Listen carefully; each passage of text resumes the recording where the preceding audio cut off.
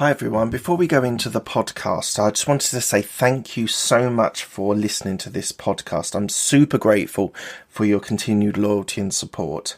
If you could do me a quick favour, if you could give me a review on Apple Podcasts, it really helps the algorithm and it will help this podcast go up the lists. If there are any subjects or topics that you want me to cover, then please do reach out to me on DM on LinkedIn, and I will do my best to find the best guest for that subject or topic.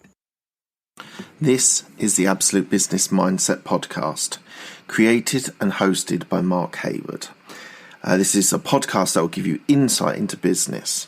I will share my thoughts and ideas from content leaders and experiences from my life. And I hope you'll have a few aha moments on this journey.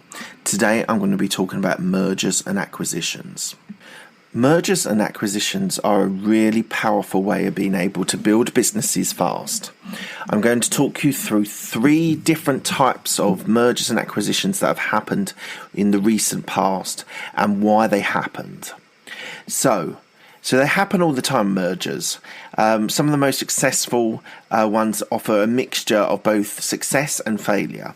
It's not always obvious, though, why a merger fails and others bring massive wins. So I'm going to talk you through 3 of recent past where there's been a merger and acquisition and a little bit about it. So number 1 is Walt Disney and Pixar. This is my first example in entertainment. In 2007, Walt Disney acquired Pixar for the price of $7.4 billion. This merger that makes a lot of sense. Disney was and is one of the biggest names in family entertainment. It's created such classics like Cinderella, Mary Poppins and Lion King. Pixar was a newbie onto the market and had made huge impact with stories like Toy Story. There seemed to be a synergy between the two companies that even a casual observer could see.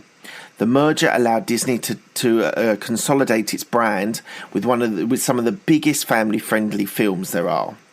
And it allowed Pixar to increase its production processes and release regular movies. This post-merger produced huge success, and it's a likelihood this could be. It shows the lucrative nature of Disney Pixar, which will continue to grow. Number 2 is eBay and PayPal. So eBay was the world's biggest online auction site, and it acquired the payment provider PayPal in 2002. Its goal was to facilitate online payments on eBay quicker, and it seemed that this was a perfect match. The merger led to growth from the merged companies, with stocks dramatically growing. It's important to say that to note that eBay spun off PayPal as a separate company in 2004 on the demands of investors. But there's no question that this merger helped eBay solidify its reputation and stock as one of the biggest growth online businesses. And the third one I'm going to talk to you about is Google and Android. This is another example of a successful vertical merger, which is a marriage between the tech giant Google and Android, a startup company whose acquisition allowed Google to solidify itself as one of the search providers in the world.